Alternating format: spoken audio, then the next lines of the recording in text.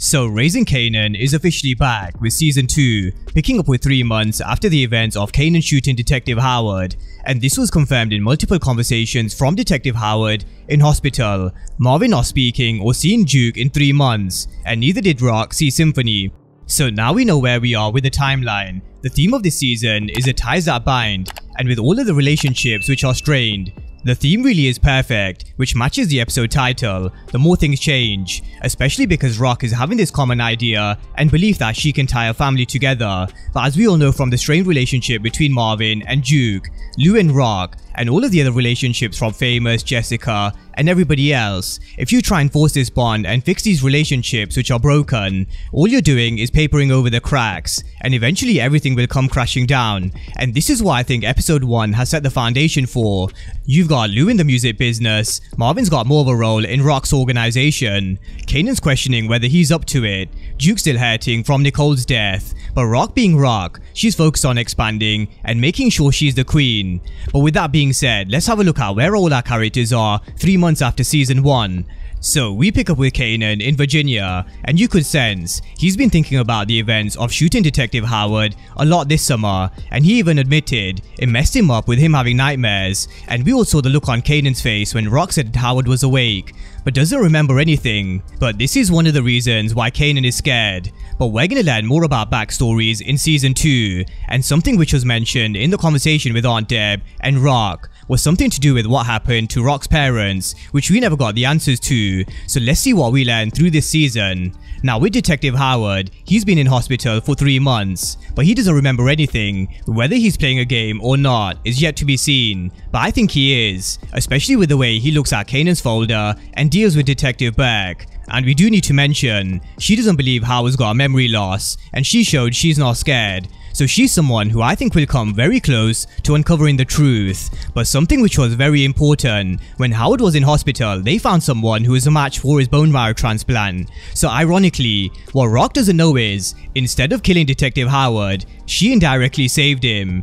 Now with Lulu, you could tell he's got bulletproof records on his mind instead of the game, but he's always constantly arguing and bickering with Jessica, and this is a continuation from season 1. Jessica is someone who's always made it clear she's gonna look out for her own best interest, and in her own words, she's on her own time. Yeah, I said you should do it. I didn't say that I'd wait for you to do it.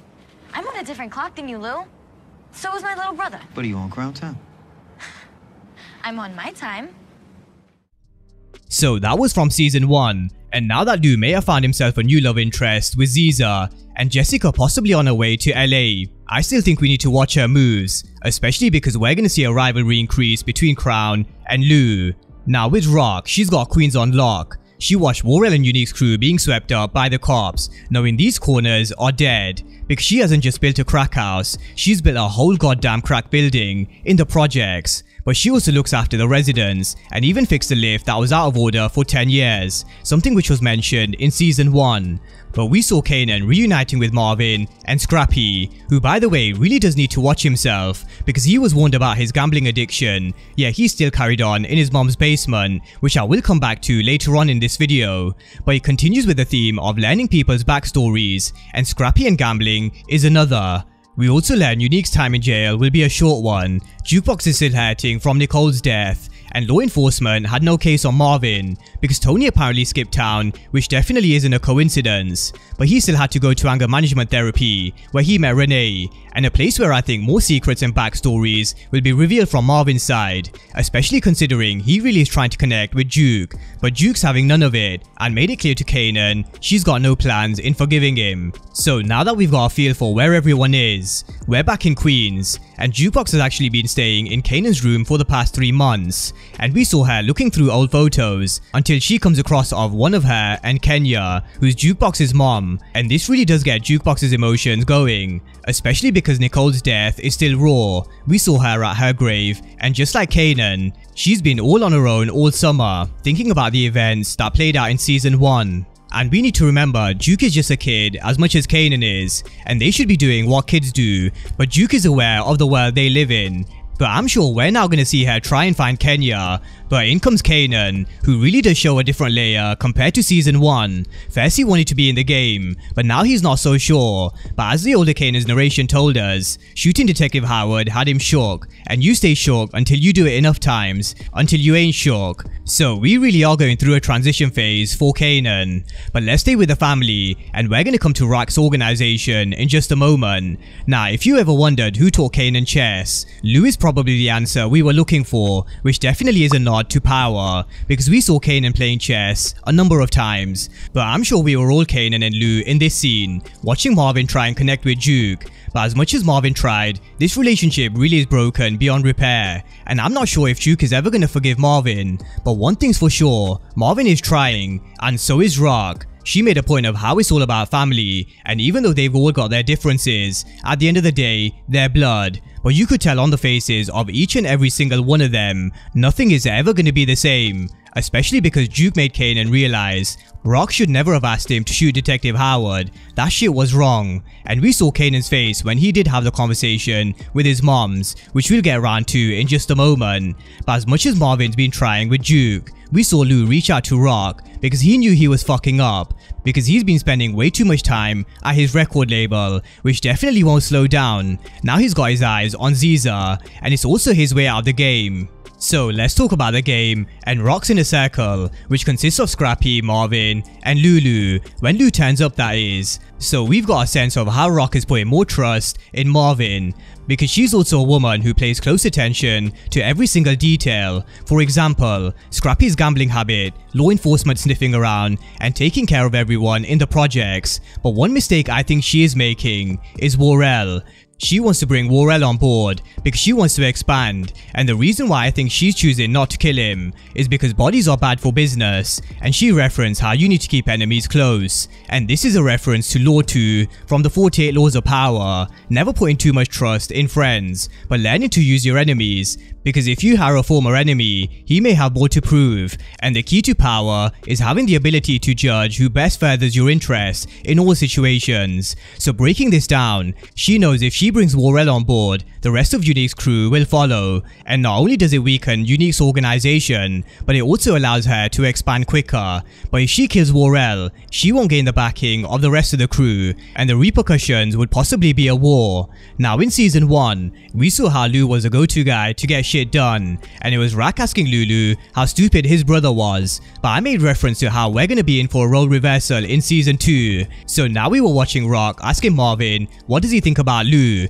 and he called him a bitch. So Marvin's moved up the pecking order, and I think Lou focusing on his label, he's gonna start to disappear more and more. So let's see how this impacts Raquel's organization, because one man who we know will be after revenge is Unique. And even though we saw him getting into a fight in jail, his whereabouts were accounted for the night Howard was shot, and he walked as a free man. So revenge is coming, whether Raquel takes his crew or not.